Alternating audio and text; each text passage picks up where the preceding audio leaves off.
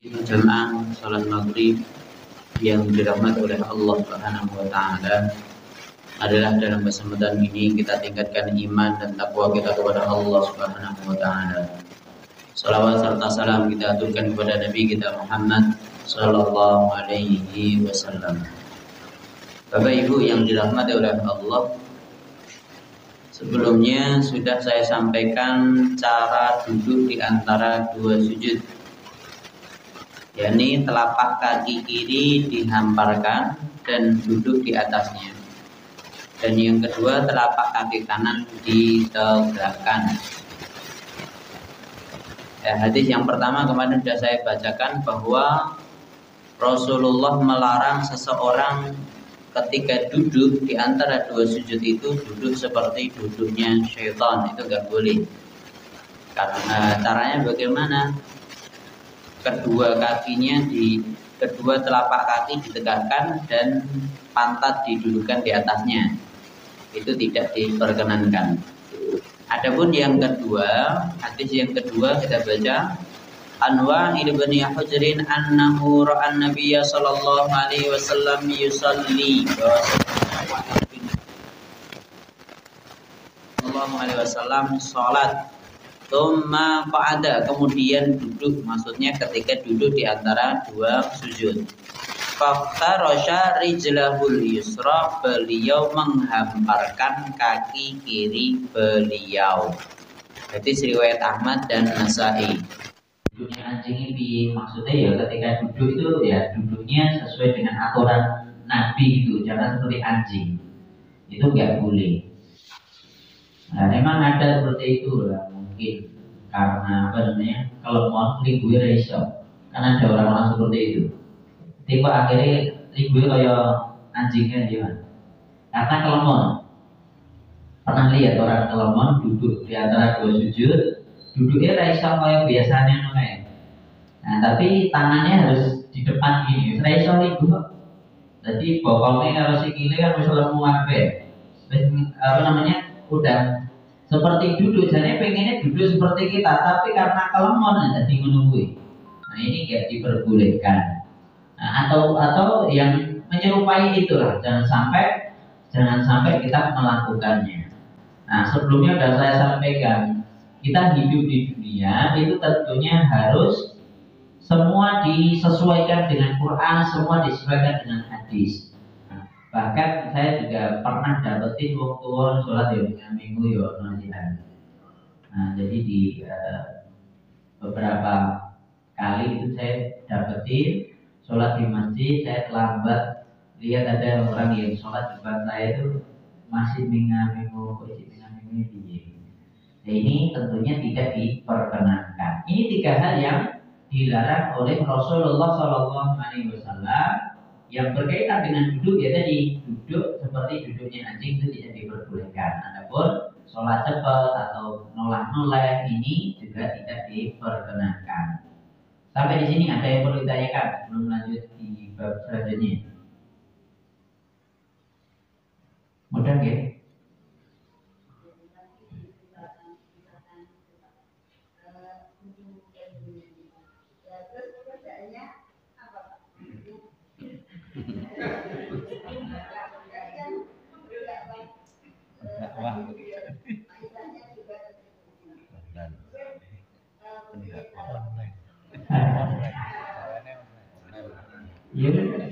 Ya udah dia bekerja yang kerja orang lain. Dia modal, dia yang berpikir. Kalau memang nggak berdakwah, dia bisa berpikir untuk kerjanya. Setelah itu kalau memang ada panggilan untuk dakwah, dia berdakwah. Jadi sekarang itu dia dimiliki, katanya tinggalnya dimiliki. Dia memiliki seperti butik. Jadi jahit pakaian yang dibutuhkan oleh anak-anak pondok. Intinya kebutuhan pondok dia yang nyuplai. Jadi dia tinggal panggil penjahit, kain dari dia jahit. Begitu pula nggak cuma pakaian, ada yang bukan, ada yang sandal. Intinya dia jadi bos besar, subhanallah, alhamdulillah. Neng didi tuh pana yang mobil, orang nandalke wong liya, orang nandalke orang kaya, terus dia harus ngikut dengan orang kaya, harus ngasih bantuan untuk dia. Subhanallah. Jadi seperti itu. Nah, jadi saya jadi dapat cerita, oh subhanallah, doanya seperti itu ya. Beda dengan kita doanya seperti apa? Nah, itu. Jadi karena memang hidup di dunia itu untuk ibadah, jadi jangan sampai kok untuk mencari dunia kok harus menyingkirkan ibadah kita. Subhanallah. Jadi barangkali kalau pengen ketemu nanti main di Burgi dekat di Burgi dekat Pondok Burgi ya. Tentunya ya sebelumnya tetap harus gonta-ganti pekerjaan. Nah, harus seperti itu dulu. Ya, sebelumnya seperti ini, seperti itu. Dan doanya akhirnya ya itu tadi. Terus saya kok ganti-ganti pekerjaan ini ya susah, terhasilnya ya ramah maksimal. Nah, sampai akhirnya ada doa yang beliau ucapkan, salah satunya itu tadi, ya Allah, saya nggak mau atau nggak senang dakwah saya terganggu karena usaha saya. Saya pengen punya usaha yang tidak ganggu dakwah saya. Jadi seperti itu. Itu ya.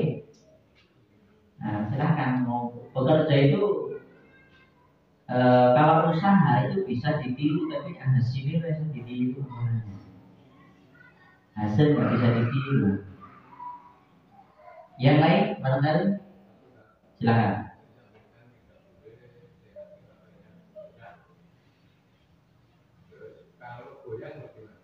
Goyang kalau ada butuhnya yang monggo, tapi kalau enggak ya ojo. Mana dangdutan yang memang itu kan. Tremor ya sebenarnya. Ya, tapi ya dong buyutan ora ini. Ya tergantung keadaan masing-masing. Sing penting usaha tetap khusyuk. Nanti buyutan tangan ini ora oleh. Kan ya gitu toh. Nah, sesuai dengan keadaan masing-masing. Yang penting tidak bergerak yang di luar gerakan sholat, apalagi dengan sengaja.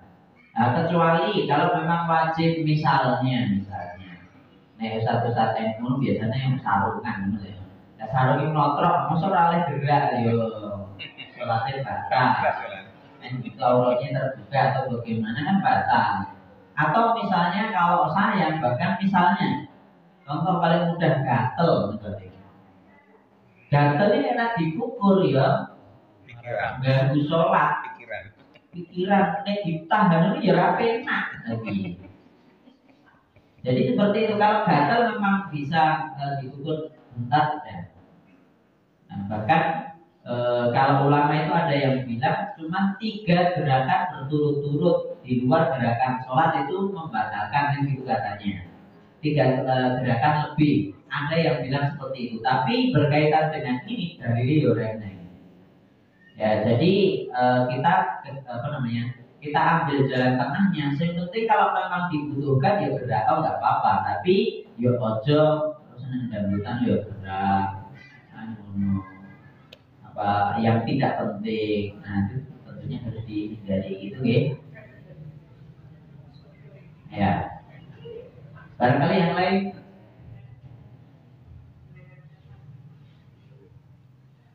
Ya, selanjutnya kalau sudah gerakan duduk, sekarang bacaan waktu duduk di antara 2 sujud. Bacaan waktu duduk di antara 2 sujud boleh dipilih mana yang disukai karena dalilnya banyak. Hadis yang pertama. An Hudzaifah anna Nabiya sallallahu alaihi wasallam wa anna Nabi sallallahu alaihi wasallam karena yaqulu baina sajdataini, beliau berdoa duduk di antara 2 sujud itu, Rabbil firli, Rabbil firli. Ya Allah, ampunilah aku, wahai pemeliharaku, berilah aku ampunan. Jadi doanya Rabbil firli, Rabbil firli. Hadis ini diriwayatkan Imam Nasai, Abu Dawud, hadisnya sahih. Kenapa ditaruh yang paling atas? Karena dia yang paling sahih. Yang kedua, doa yang lain adalah Allahumma firli warhamni wa'afini wahdini warzuqni. Itu riwayat Abu Daud. Ya Allah, ampunilah aku, rahmati belas kasihanilah aku, maafkanlah aku, tunjukilah aku dan berilah rezeki aku. Ya ini dalile. Yang ketiga, Rabbi firli warhamni wajburni warjubni warfa'ni. Wahai pemeliharaku, ampunilah aku, belas kasihanilah aku, cukupilah aku, berilah aku dan tinggikanlah aku. Hadis riwayat Ibnu Majah. Hadis yang keempat, doa yang keempat, Allahumma firli warhamni wajburni wardini warjubni. Ya Allah, ampunilah aku, belas kasihanilah aku, cukupilah aku, tunjukilah aku dan berilah rizki untuk aku. Beri rizkilah aku. Hadis riwayat At-Tirmidzi. Keterangan. Menurut Sayyid Sabiq dalam fiqh sunnah, bacaan dalam duduk di antara dua sujud itu boleh dibaca berulang-ulang. Silakan. Jadi duduknya rada lama ya dia boleh. Nah, sekali lagi saya ulang, doa duduk di antara dua sujud ini silakan dipilih. Tadi ada 4 loh.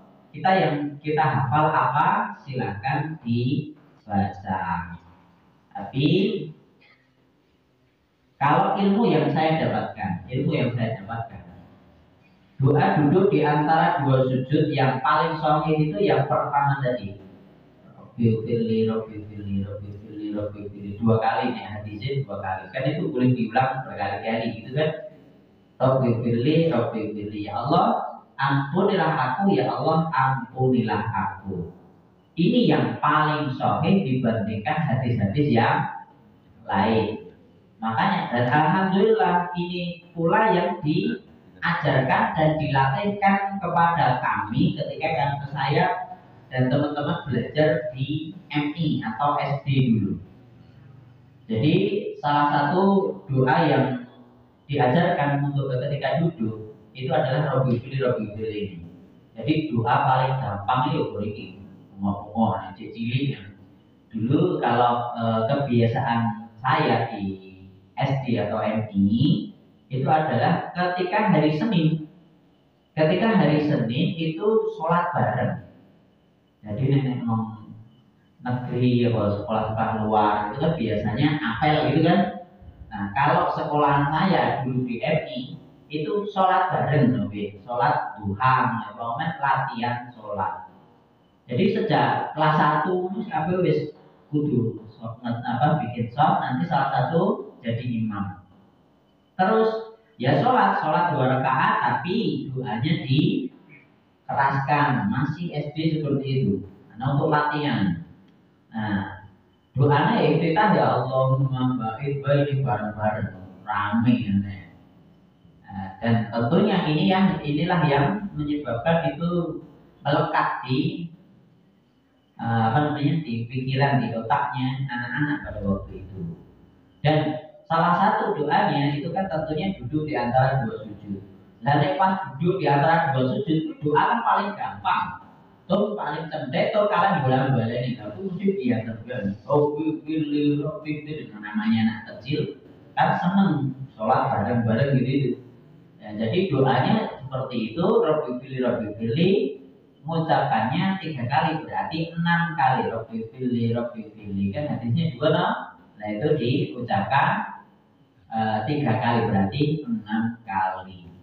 Itu serasa mikir kok kebalik piye jelas bodoh kabeh. Robbi firli gitu aja. Dan anak kecil cepet banget loh, pendek banget kan badannya biar tenang. Jadi ini sedikit cerita berkaitan dengan doa duduk di antara dua sujud. Selain itu, tentunya guru kami memilihkan doa itu karena hadis tentang doa duduk di antara dua sujud yang paling kuat yaitu tadi Robbi firli. Meskipun doa yang lain ada dalilnya, silakan monggo masing-masing sesuai dengan yang sudah dihafalkan. Doa duduk di antara dua sujud ada yang perlu ditanyakan?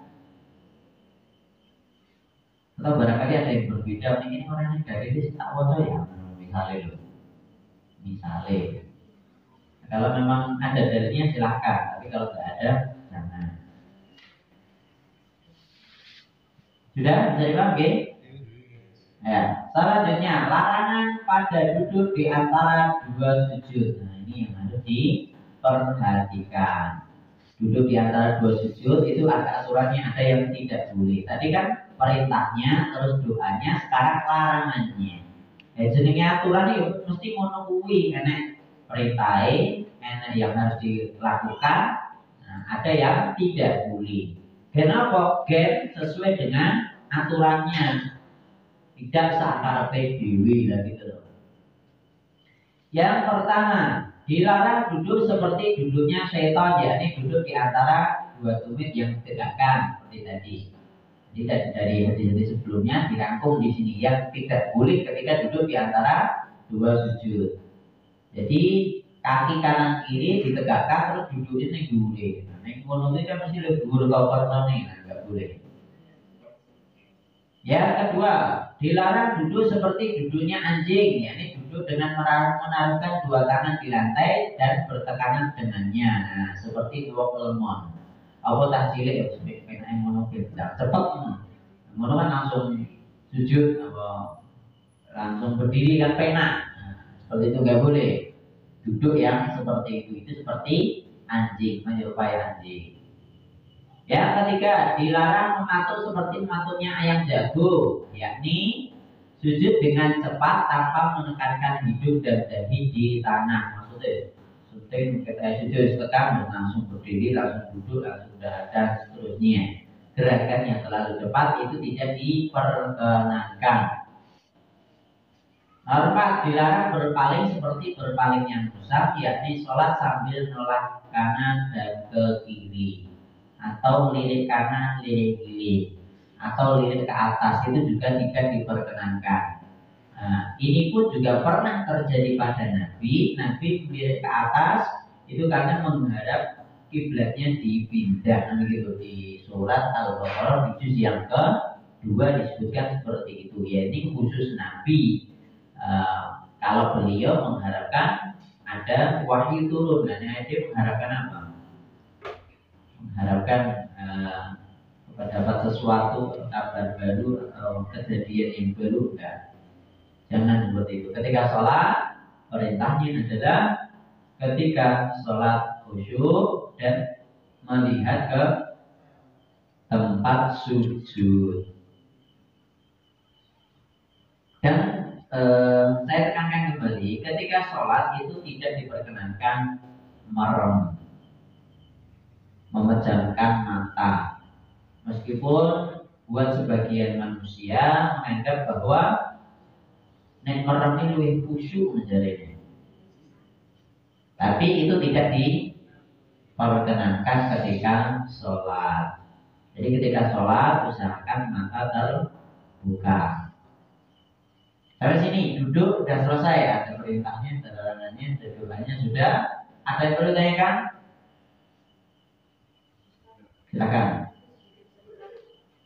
Kemarin itu kan saya itu kejadian saya itu makmum masuk kepada seseorang. Iya. Ternyata seseorang itu ikut menjadi makmum bapak gitu ya. Iya. Kan suratnya tulisan. Terus saya itu makmum masuk ke seseorang ini. Nah ternyata seseorang ini mengikuti makmum sana. Dia itu kan telat 1 rakaat. Saya pas mengikuti dia itu pas rakaat kedua. Berarti rakaat terakhir gitu ya. Rakaat kedua. Terus setelah itu ternyata dia nggak salam, dia masih 1. Padahal kan saya masih 2 rakaat, dia masih 1 rakaat. Itu saya gimana itu? Ya udah. Jadi makanya kita harus perhatikan dulu. Sebelum kita milih imam itu harus milih yang tepat, gitu loh. Ini penting. Makanya yang milih pemimpin sing tepat aja waktu milih. Nah, kurang kampanye loh ya. Ini sejak kecil, ini sejak hal yang sekecil itu harus diperhatikan. Makanya jangan asal. Karena kita harus tahu ini sing jamaah nanti itu harus tahu kita. Nah, kalau memang terjadi yang seperti itu, yang penting awake dhewe salate genep sesuai dengan sholat kita. Selesai. Jadi seperti itu. Kita ngimami ke siapa? Terserah. Imam kita sholatnya sunnah, kita sholat wajib, ya boleh. Terserah. Atau misalnya sholatnya sholat taraweh, aku belum sholat isya, aku tak sholat isya, kamu kalau sing imami sholat taraweh, ya boleh. Yang penting sesuai dengan jumlah yang seharusnya kita lakukan. Jadi seperti itu.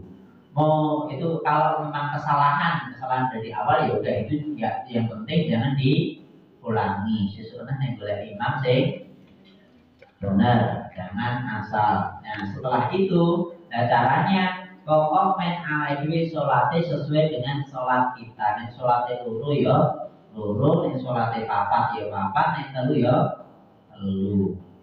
Ini yang harus diperhatikan. Terus perlu diperhatikan, misalnya sholat maghrib kita ketinggalan 2 rakaat, berarti kita ketika nambah 1 ya setelah 1 tadi ya duduk duduk atahiyat pertama, meskipun saat dunia itu atahiyat bareng imam, karena kita sholatnya kan sesuai dengan kita toh, bukan terus aku lurui berarti atahiyatnya kayak dewi reso. Jadi sesuai dengan sholat kita, kita melihatnya dengan sholat kita, itu bisa dipaham. Terus saya pikir dia nggak telat dulu. Tetap 2 rakaat saya ikut sujud duduk di atas itu. Ya, atahiyat. Pertama. Terus habis itu dia yang imam yang saya ikut itu ternyata belum rakaat terakhir itu. Ternyata dia masih berdiri lagi 1 rakaat, padahal kan Nah, sholat apa dia? Sholat isya, tapi sholat masih kurang 1 rakaat gitu. Lah kok iso sing makmum keri luwih cepet itu? Ya enggak mungkin. Ya enggak mungkin jenenge sing telat mesti lu telate kan. Masa dia bisa nambah lebih banyak dibandingkan kita kan enggak mungkin. Makanya saya mengikuti 2 rakaat. Ya. Terus saya rakaat pertama sujud pertama. Ya. Ya, terus saya kira dia salah, berarti kan saya benar mengikuti, ternyata masih 1 rakaat dia telatnya gitu. Lah jadi kan pun merasa kan? Saya kurang 2 rakaat lagi. Apa paham ya?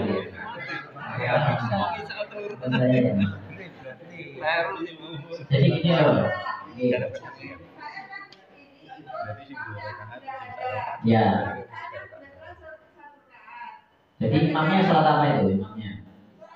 Sholat isya. Itu rakaat keberapa imamnya? Dia udah rakaat kedua. Jadi kan ya. Saya ikut saya. Ya. Saya udah ikut ini kok dia ini. Lah saya kan kurang satu ya, saya berdiri lagi kurang 1. Saya kan baru ini ikuti imamnya udah ada gitu. Ya benar lah ya. Nah iya. Oh ini imami. Maksudnya kan dia kan hukumnya kan ya apa gimana? Nah juga nggak apa-apa. Lihat aku kok misalnya jenenge sholat isya, aku setelah siji, lah yo wis no. Kan ya tetep atahiyate kudu ping 3 to ya. Iya. Lah cuma lo bae kasih mikir.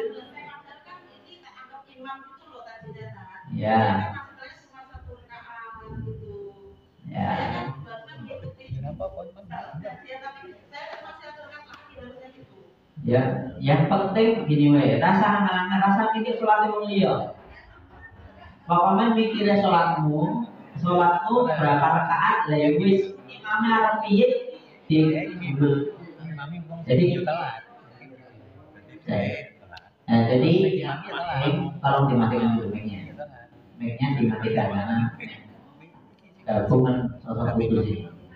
Dan intinya yang harus kita perhatikan, kita sholatnya ping piro. Meskipun kita harus cari imam, iya, karena kalau kita cari imam berarti kita sholatnya jamaah gitu kan. Nah, karena kalau kita sholat jamaah ya kadang ngadepi sing ngene-ngene iki barang. Nah, yang penting caranya kita sholatnya ping piro to. Iki arep sholat apa? Wis kita sesuai dengan sholat kita. Kita ngikut imam dulu. Nah, kalau kita udah ngikut imam, tinggal nambah sesuai dengan kewajiban kita. Kewajiban kita sholatnya 4 lah ya wis 4 tirokno. Nek maghrib kita harus atahiyat pertama dan kedua lah ya wis berarti atahiyat ping 3. Nah, ora apa-apa. Nah, makanya ini juga dulu ketika saya kecil jadi gojekan. Karena berkaitan dengan agama. Pertanyaan sholat kalau rakaat atahiyatnya ping 4 nah oke. Ya itu karena ngikutinnya di atahiyat pertama kan berarti atahiyat C. Terus kan tambah atahiyat kedua. Terus dia karena terlambat 2 berarti dia atahiyat lagi. Nah, berarti kan benar. Dia sholatnya 3 rakaat tapi atahiyatnya ping 4. Oh itu dipikir sih. Kau bisa toh? Nah gini. Imamnya udah sholat 2 rakaat pas atahiyat pertama. Nah, dia masuk atahiyat toh. Padahal dia belum 1 rakaat. Terus dia berdiri lagi kan ngikut imam. Imamnya rakaat ketiga, dia rakaat pertama. Terus dia atahiyat toh. Nah ngikut imam. Berarti sholat 1 rakaat dia udah atahiyat ping 2. Nah nanti dia rakaat kedua untuk sholatnya dia atahiyat lagi loh. Nah nanti atahiyat yang ketiga ya dia atahiyat terakhir dia tetap harus atahiyat karena kewajiban dia seperti itu. Jadi dia atahiyatnya sholatnya 3 rakaat tapi atahiyatnya 4 kali yang dia mikir pas kali ngono mikir sesuai ya. Dulu ketika kecil ya gojekan pertanyaan yang seperti itu baru bisa jawab oh gitu. Jadi sholat 3 rakaat tapi atahiyatnya ping 4 bisa. Karena dia terlambat. Oke, paham di sini? Lagi rada gojekan tapi tenanan. Pertanyaan sing rada harus berpikir. Nek kowe biasa sholat iso mencerna, nek ora biasa sholat ora iso mencerna. Pertanyaannya di wong sing sholat atau sudah sampai sini paham ya? Nah, yang penting pilih imam yang tepat. Usahakan. Tambahannya adalah usahakan jangan bikin imam lagi kalau masih ada imam di masjid tersebut. Jadi kalau kita sholat di masjid di sana udah ada imam, ikut aja. Jadi wis pemain tarik syarat ya kecuali tak tunggu sih rawopo. Jamaahmu lewat kayak wis rampung kayak saat ya wis ditunggu sih. Lalu setelah itu kita sholat, gitu. Tidak boleh dalam masjid itu ada 2 imam. Nah, jadi tidak diperkenankan kecuali kalau memang memang adon misalnya di Masjid Nabawi di Indonesia semua ngerti ya kalau sholat atau orang ngerti kan. Nah, misalnya masjidnya terlalu besar, kalau misalnya imam, ya kita bikin di sini ya nggak apa-apa. Tapi ya kalau tidak menyengaja nggak apa-apa. Tapi kalau bisa usahakan jangan bikin jamaah lagi kalau sudah ada jamaah sholat. Paham ya?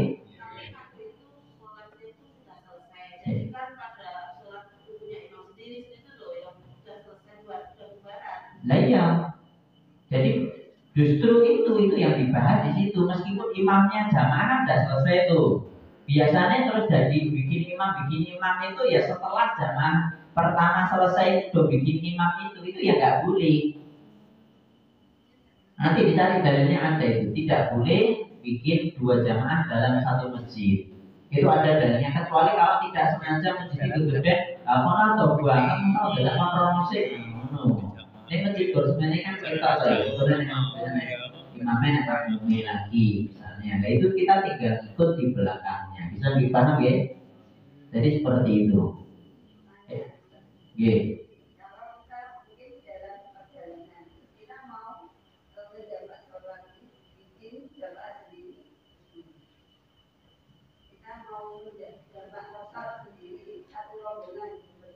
Ya.